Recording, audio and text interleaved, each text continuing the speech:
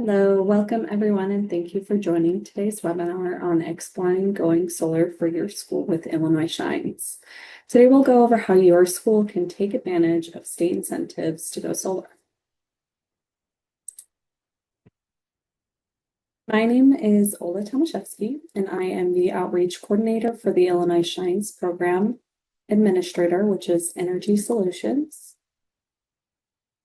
And the Illinois Shines program is managed by the Illinois Power Agency, who is involved with planning and procurement of reliable, efficient, and cost-effective electricity for residents and businesses in Illinois. So some of the topics we'll be going over today are solar basics, the Illinois Shines program, project categories, recs, and contracts, carbon-free assessments, public schools, project types, requirements, and financing, getting underway with project planning, resources, and at the end, we'll have time for questions and distribute contact information. So before we dive into the details, we'll provide a brief overview of how solar energy works. So solar cells in solar panels convert energy from the sun into electricity that we can use to power our buildings. With distributed generation, which is generated and used on site, an inverter turns the electricity into alternating current that you can use on site. With community solar projects, which are much larger off-site projects that users are able to subscribe to, the electricity is sent to the grid and then to your school. At the end, solar energy powers your school and facilities, and on-site solar can be stored with a battery and be returned to the grid. So benefits of going solar with Illinois Shines. First, with the Illinois Shines rec incentives and other incentives, customers may lower bills by generating their own electricity or subscribing to a community solar project. Environmental benefits include moving away from fossil fuels and economic growth in the state as more solar companies begin manufacturing, selling, and installing solar systems. Additionally, the Illinois Shines program vets each solar company in the program and provides consumer protection and educational resources that we'll cover later in this presentation. And the program incorporates equity opportunities for contractors, workforce, and your community.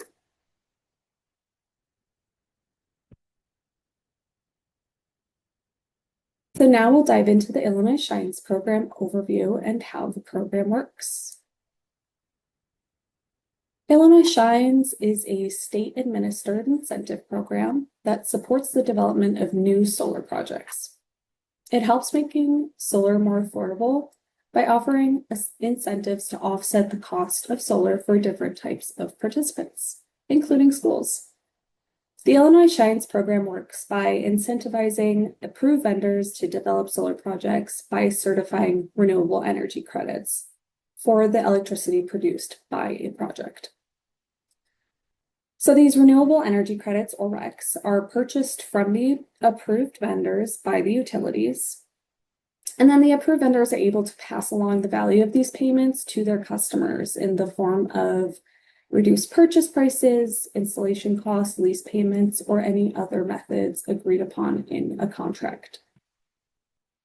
And the public schools category specifically was incorporated into the program in 2021 following the passage of the Climate and Equity Jobs Act, or CEJA, as we call it.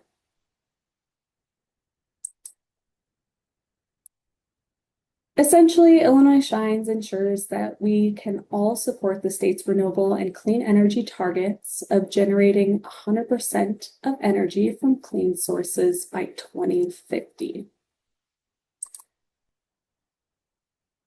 And the program is managed by the Illinois Power Agency, as I mentioned, and is administered by the program administrator, which is Energy Solutions.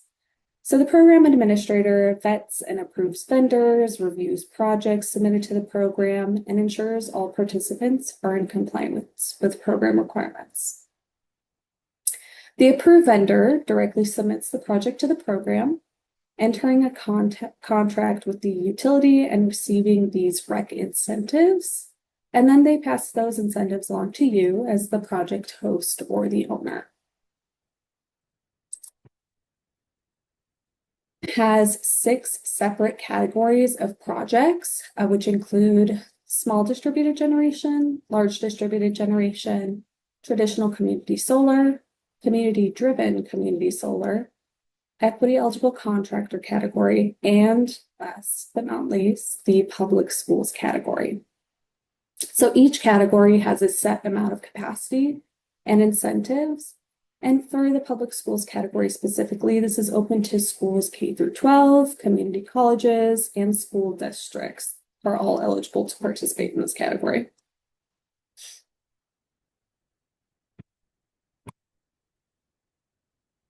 So Illinois Shines is based on the purchase and retirement of renewable energy credits.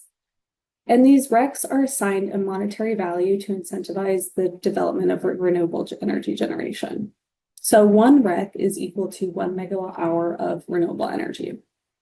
And all projects that are submitted in the program will enter a REC contract, which facilitates the transfer of RECs from the approved vendor to the utility, and then the incentive payments from the utility to the approved vendor. So REC contracts for projects in the public schools category have a 20-year term, and payments are made to the approved vendor on a quarterly basis.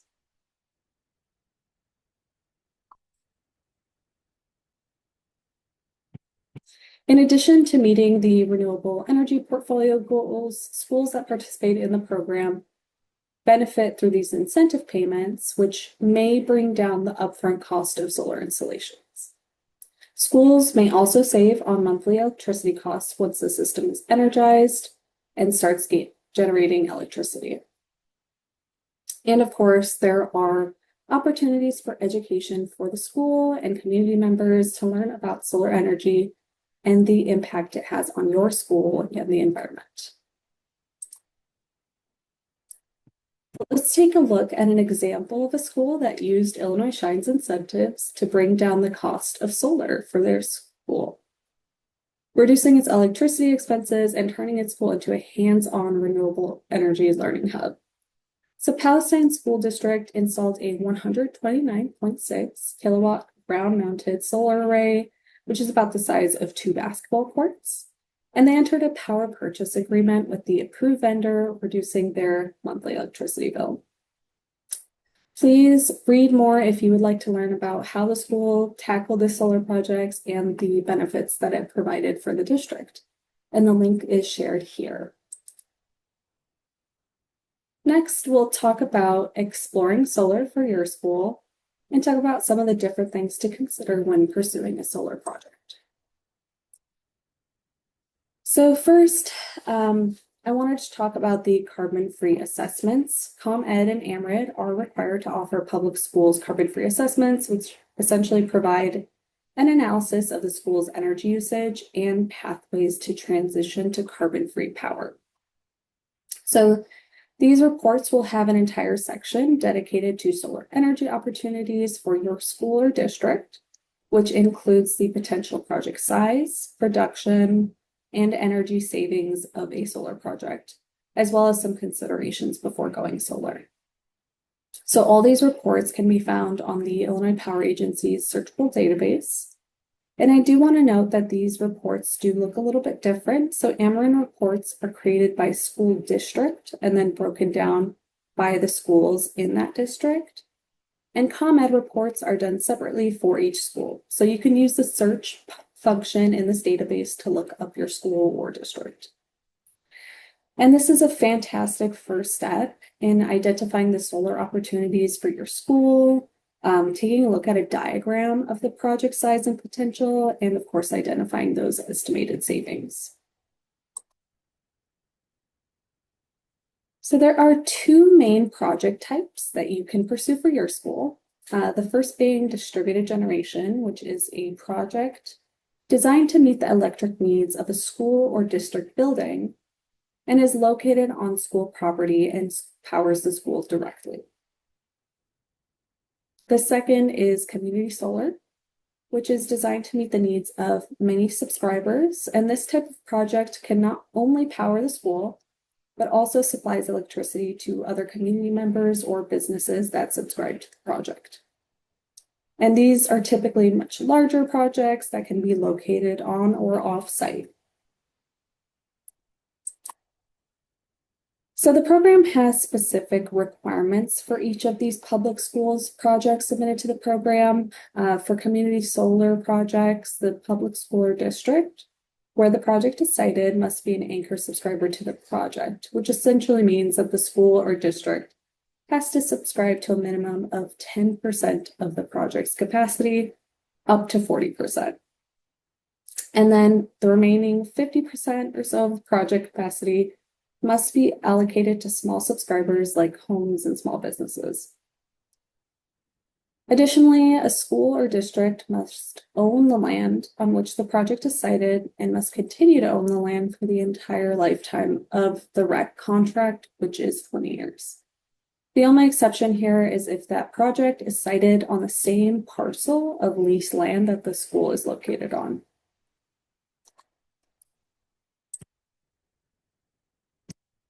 Talks through the solar financing types. The three most common types of financing we see are purchase, lease, or a power purchase agreement, or we call it PPA.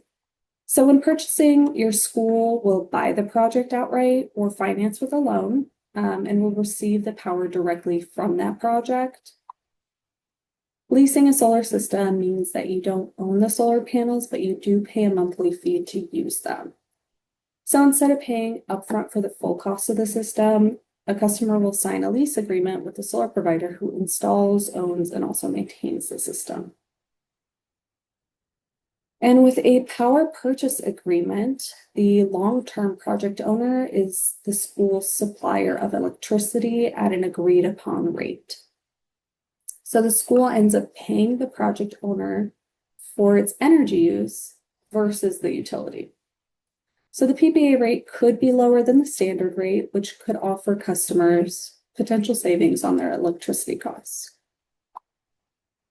And when deciding on which of these three options are best, consider if you're buying the project, how much will it cost? Will you take a loan out to pay for it? And how do the loan payments compare to the projected reductions in your monthly electricity bill? If you're leasing the project, how much is your monthly lease payment? And how does that compare to the projected reductions in your monthly electricity bill? And do you have money to put down at the start? If you're signing a PPA for the project, consider how much the per kilowatt hour price for the energy produced is, and how does that compare to your current electricity rate? And for leasing and signing a PPA, consider the escalation clause, which would increase the payment amounts over time. If there is one, by how much do these payments increase?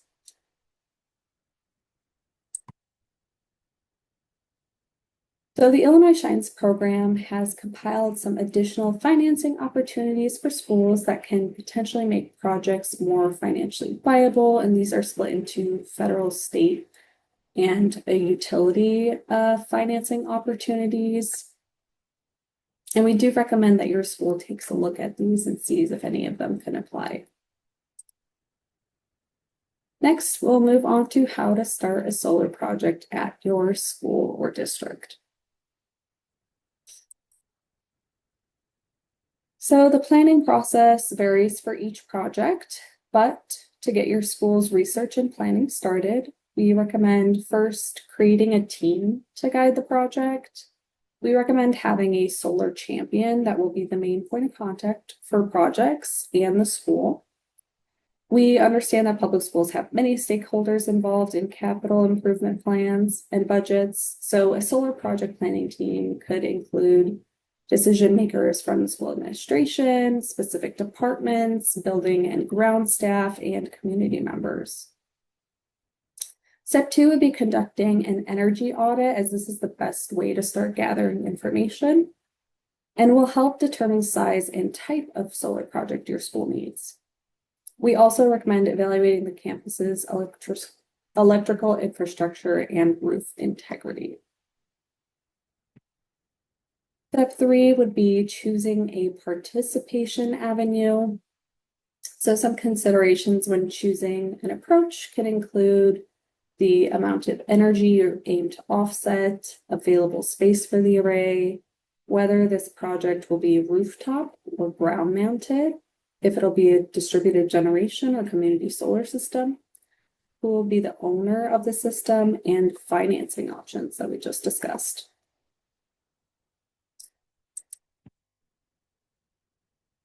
Step 4 would be to identify the solar developer that you will work with. So approved vendors are the only entity in the program that can submit a project and receive the incentives. So the request for proposal should include an approved vendor to ensure that the project is eligible for the program. We recommend reviewing past projects, certifications, and references, and the program does have a list of all the active approved vendors on our website that is linked here. Step 5 would be submitting the project to the program. So the approved vendor will work with your school to develop and install the solar system and coordinate with the utility for interconnection.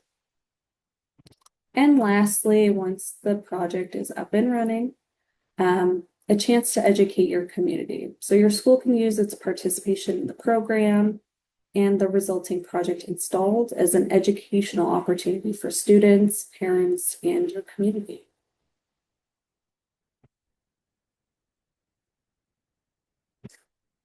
So some additional items to consider: the request for proposal process. So it's important to note that the project will be submitted to the Illinois Shines program in the proposal, and that only Illinois Shines approved vendors will be considered for development. The project budget should outline financing types and projected savings from incentives and reduced energy bills.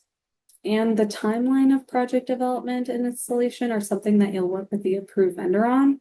However, while construction schedules vary for each approved vendor, requesting a project construction during the summer break can be included in the request for proposal. So we're excited to announce that our team is offering a one-on-one workshop to schools that are interested in learning more about going solar with Illinois Shines. This will be a personalized session with the program administrator, and we'll review your school's carbon-free assessment results and discuss solar energy potential identified in these assessments. And we'll have time to answer any questions you have about project planning, financing, and Illinois Shines incentives. So if you're interested, please reach out to schools@illinoisshines.com to schedule a session. We'd also like to highlight some additional resources for schools and districts. So on our website, we have a public schools category hub where you can find all of these resources, including the public schools project guide, information about the public schools category, funding sources, a webinar the Illinois Power Agency held for public schools, and the case study that we referenced earlier, diving into the story of one school's journey going solar.